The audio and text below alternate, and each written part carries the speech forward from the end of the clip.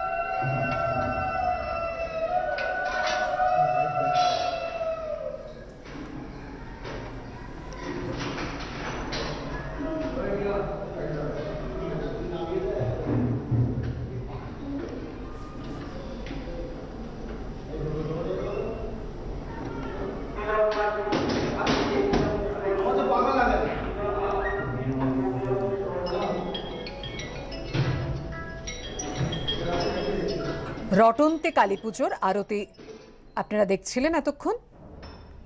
মাঘ মাসের কৃষ্ণ চতুর্দশীতে দক্ষিণেশ্বর মন্দিরে এই বিশেষ পুজো হয়, সন্ধ্যারতিও হয়। গর্ভগৃহ থেকে সরাসরি দেখতে পাচ্ছেন আপনারা।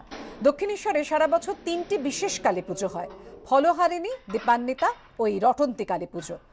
এগুলির মধ্যে বিশেষভাবে উল্লেখযোগ্য রটন্তি কালী পুজো, যে কালী পুজোর সন্ধ্যারতি আপনারা দেখলেন এতক্ষণ। রামকৃষ্ণ পরমহংস বলেছিলেন, রটন্তি কালী পুজোর দিন দক্ষিণেশ্বরের গঙ্গায় স্বর্গ থেকে দেবতাদের নেমে আসতে দেখেছেন তিনি। মাঘ মাসের কৃষ্ণ চতুর্দশীতে অর্থাৎ আজকে এই রটন্তি কালী পুজোর আরাধনা চলে দক্ষিণেশ্বরে। দক্ষিণেশ্বরের গর্ভগৃহ থেকে সরাসরি মাতৃ আরাধনার ছবি দেখছেন আপনারা।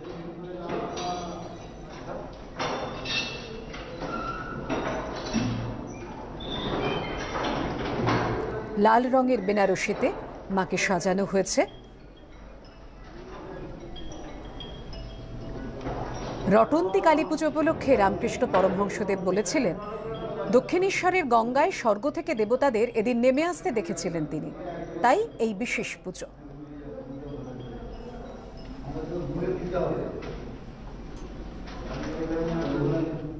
আর এদিকে আজ থেকেই দর্শনার্থীদের জন্য খুলে গেল বেলুড় মঠ।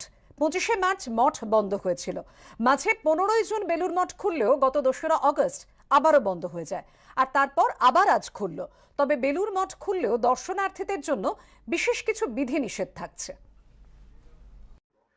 করোনা মহামারীর জেরে টানা 192 দিন বন্ধ থাকার পর আবার খুলল বেলুড় মঠ। বুধবার থেকে বেলুড় মঠ খুলে গেল দর্শনার্থীদের জন্য। তবে মন্দিরে প্রবেশের ক্ষেত্রে ভক্তদের মানতে হবে করোনা সংক্রান্ত যাবতীয় বিধিনিষেধ।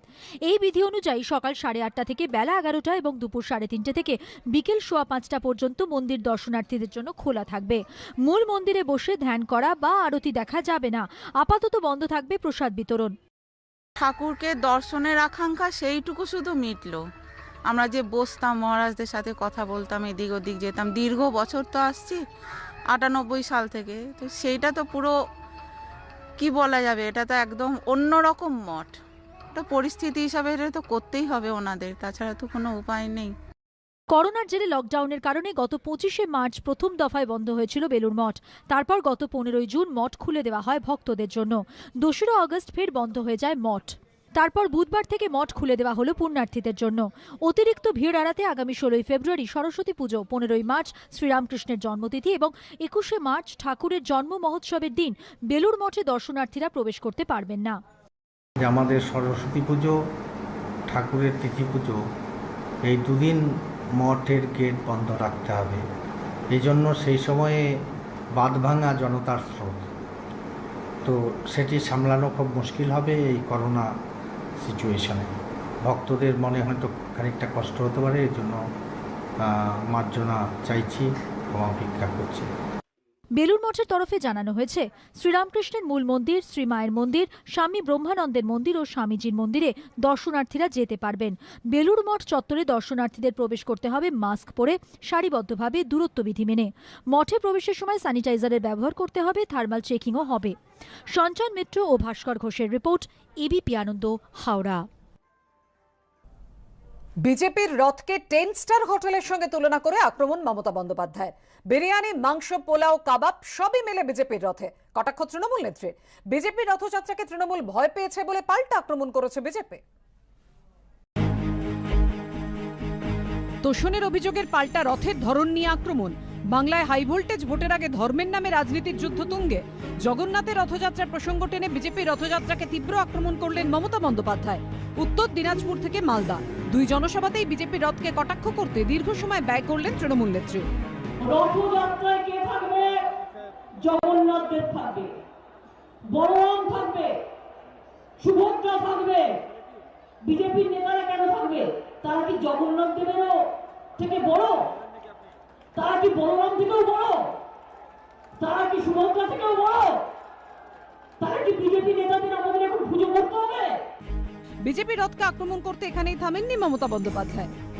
রথ বের করেছেন বাবুরা, সেই রথে বিরিয়ানি, মাংস, পোলাও থেকে, ছানা কাবাব থেকে শুরু করে, একেবারে সাজুগুজু থেকে শুরু করে, খানা পিনা থেকে শুরু করে, বিশ্রাম থেকে শুরু করে, গানা থেকে শুরু করে সব রেডি, যেমন 10 স্টার হোটেলে 10 তারা হোটেলে গিয়ে পাওয়া যায় সেইগুলোকে রেখে দিয়েছে। বিজেপির পরিবর্তন যাত্রাকে ভয় পেয়ে মমতা বন্দ্যোপাধ্যায় এভাবে আক্রমণ শোনাচ্ছেন, পাল্টা ব্যঙ্গের সুর বিজেপির গলায়। দেখুন, ওনাদের বাড়িঘর কি, কেমন কি খান, কোথায় থাকেন, কেমন জীবনযাপন করে সবাই জানে। আমরা লুকোই না কিছু। আমরা যে যাত্রা শুরু করেছি সেখানে যে ট্যাবলো আছে সেটা ভালোভাবে বসার জন্যই আছে, সাধারণ মানুষের সঙ্গে সম্পর্ক করার জন্য আছে। আর এটা সারা দেশে আমরা করেছি জনসম্পর্কের জন্য। হোটেল কিছুই না, কারো বাড়ি থেকে খাবার নিয়ে এসে আমরা খাচ্ছি। ঝাড়গ্রামের সভা থেকে মমতা বন্দ্যোপাধ্যায়ের বিরুদ্ধে তোষণের রাজনীতির অভিযোগে সরব হন বিজেপি সর্বভারতীয় সভাপতি জেপি নাড্ডা। সেই ধর্মের প্রসঙ্গ টেনে পাল্টা আক্রমণ শানিয়েছেন তৃণমূল নেত্রী। सरस्वती पूजा हो या दुर्गा पूजा हो तो उसको मनाने की इजाजत नहीं है, लेकिन मुहर्रम के लिए अच्छी बात है, मुहर्रम के लिए देना चाहिए मौका, लेकिन सरस्वती पूजा और दुर्गा पूजा को भी नहीं रोकना चाहिए। একটা তিলক কেটে আমি ধর্মকে ভালোবাসি বললেই হয় না, ধর্মকে ভালোবাসতে হলে আগে মানুষকে ভালোবাসতে হয়। এটা মাথায় রাখবেন। যারা মানুষকে খুন করে, দাঙ্গা করে, লুটপাট করে, লুটেরাবাজ, দাঙ্গাবাজ, মানুষের রক্ত নিয়ে খেলে, তারা আবার ধর্মের কথা বলে তাদের মুখে মানায়। সেই কবে নজরুল ইসলাম লিখে গেছেন, এই হৃদয় সে নীলাচল, কাশী মথুরা বৃন্দাবন, বুদ্ধ গয়ায় জেরুজালেমে মদিনা কাবা ভবন, মসজিদ এই, মন্দির এই, গির্জা এই হৃদয়, এইখানে বসে ঈশা মুসা পেল সত্যের পরিচয়। কিন্তু নজরুলের সেই বাংলায় এখন হৃদয়ের গুরুত্ব বেশি নাকি ধর্মের নামে ভাগাভাগির রাজনীতির, তা নিয়ে জোর বিতর্ক। আশাবুল হোসেন ও উজ্জ্বল মুখোপাধ্যায়ের রিপোর্ট, এবিপি আনন্দ। পানিহাটিতে তৃণমূল বিধায়কের পাট্টা বিলিকে কেন্দ্র করে একেবারে রাজনৈতিক তরজা। ভোটের কথা মাথায় রেখে সাধারণ মানুষের মন জয়ের চেষ্টা করছে তৃণমূল। কটাক্ষ বিজেপির। আগামী দিনেও সহায় সম্বলহীনদের পাট্টা দেয়া হবে। বিজেপির কটাক্ষকে গুরুত্ব দিতে নারাজ শাসক শিবির। শীতের বিদায় বেলায় ক্রমশ উত্তপ্ত হচ্ছে বঙ্গের রাজনীতি। বিধানসভা নির্বাচনকে সামনে রেখে ময়দানে নেমেছে শাসক বিরোধী দুপক্ষই। এই প্রেক্ষিতে জমির পাট্টা বিলি ঘিরেও এখন রাজনৈতিক যুদ্ধ। মঙ্গলবার পানিহাটি পুরসভার 29 নম্বর ওয়ার্ডের রামচন্দ্রপুরে 32টি উদ্বাস্তু পরিবারের হাতে জমির পাট্টা তুলে দেন স্থানীয় তৃণমূল বিধায়ক নির্মল ঘোষ। ভোটের আগে এই পাট্টা বিলিকে কেন্দ্র করেই তরজায় জড়িয়েছে তৃণমূল বিজেপি। পাট্টা দেওয়ার নাম করে একটা ভোটারদের প্রলোভন দেওয়ার চেষ্টা করছেন। এটা উনি যদি বিগত 10 বছরের মধ্যে করতেন তাহলে এই জায়গা আমরা চিন্তা করতাম না এবং নিজেদের নেতা নেত্রীদের জায়গা পাইয়ে দেওয়ার চেষ্টা করছেন। মমতা ব্যানার্জির যে পরিকল্পনা, সেই পরিকল্পনাতে পশ্চিমবাংলায় 1,25,000 উদ্বাস্তুকে দিচ্ছে। আমার পানিহাটিতে প্রায় 10টা কলোনির মানুষ ধীরে ধীরে পাবে এবং লেখা হচ্ছে। 2019 লোকসভা নির্বাচনে পানিহাটি বিধানসভা কেন্দ্রের তৃণমূল পেয়েছিল 73,802টি ভোট। 64,071টি ভোট বিজেপির ঝুলিতে গিয়েছিল। 9,731 ভোটের ব্যবধানে এগিয়ে ছিল তৃণমূল। লোকসভা ভোটে 18টি আসন পেয়ে উজ্জীবিত বিজেপির সঙ্গে টক্কর দিয়ে কি তৃণমূল পারবে পানিহাটি আসন ধরে রাখতে? সমীরণ পালের রিপোর্ট, এবিপি আনন্দ, উত্তর 24 পরগনা।